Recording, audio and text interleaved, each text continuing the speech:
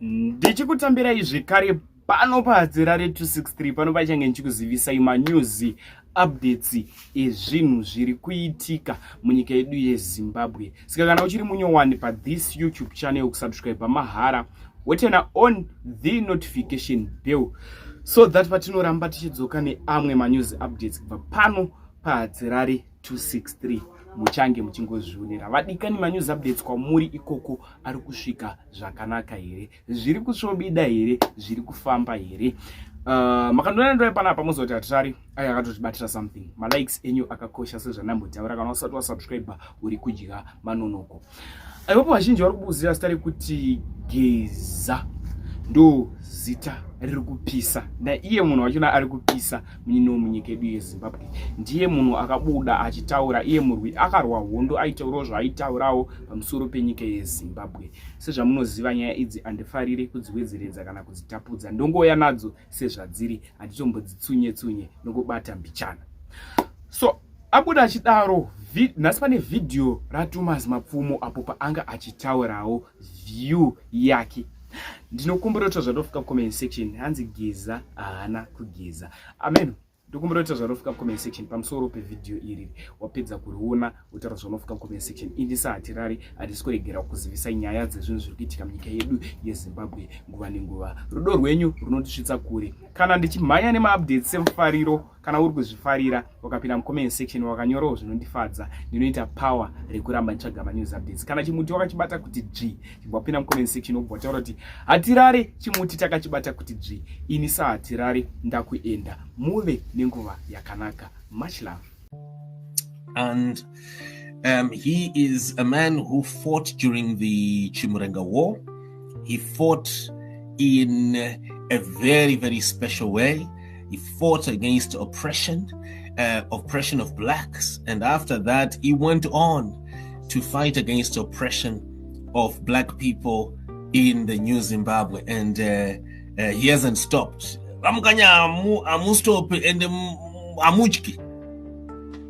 Aiwa, kana uchimirira chokwadi unotya chiko mwana wamai.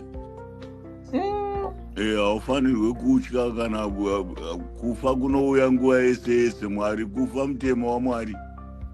Zvokuchizigwa nemunhu uchinzi ndichakuuraya ndichaziva hazvina nebasa rose. Mwari ndiye anenge akati ndofiro yako iwe.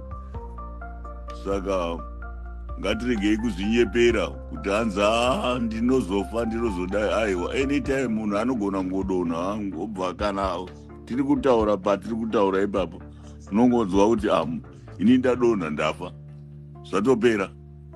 We have got to a stage munyika medu where war veterans of your age group have come up and they have teamed up to call for a restoration of democracy.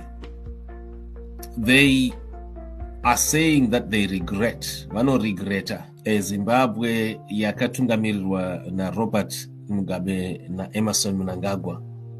And we are seeing them being threatened right now. We are seeing Runesu Geza being threatened with expulsion and also being threatened with arrest. I think Maona vakumuti iye varida kumusunga hanzi pane chiko crime yakazoitika riniko, and also threat of deprivation. Igenga renyuka here, am I right? Vana Geza vai ndizvozvo. How do you munopaverenga sei pa?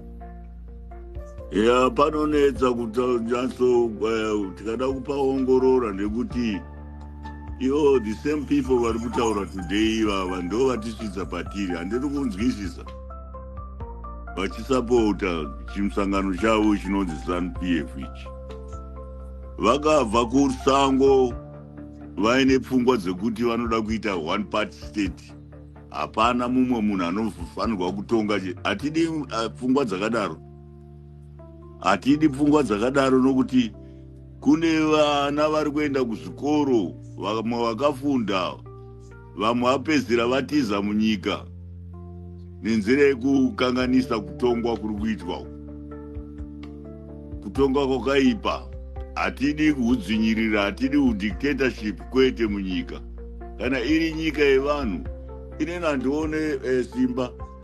Why tichiti opposition ne-ruling party zvinofamba sei? Because at the end of the day vanhu ndo vanosafaga, ndo vari kusafa.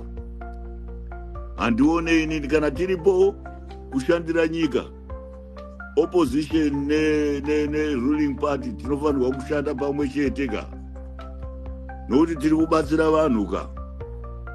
Ko nharo dzatinoitisirana pakati pedu apa ndedzei? Tiri kufanirwa kushanda kana tiri vanhu vari kubatsira vanhu. Why don't we just unite and work for the people? Panonetsa kutanso tikada kupaongorora ndekuti the same people vari kutaura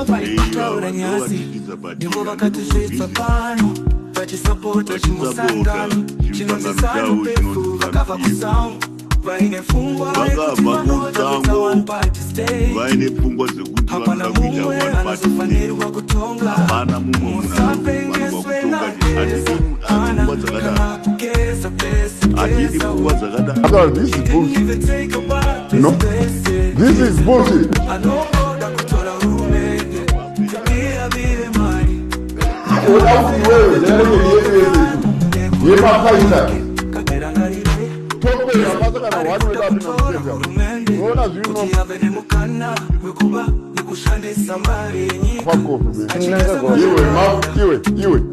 When we say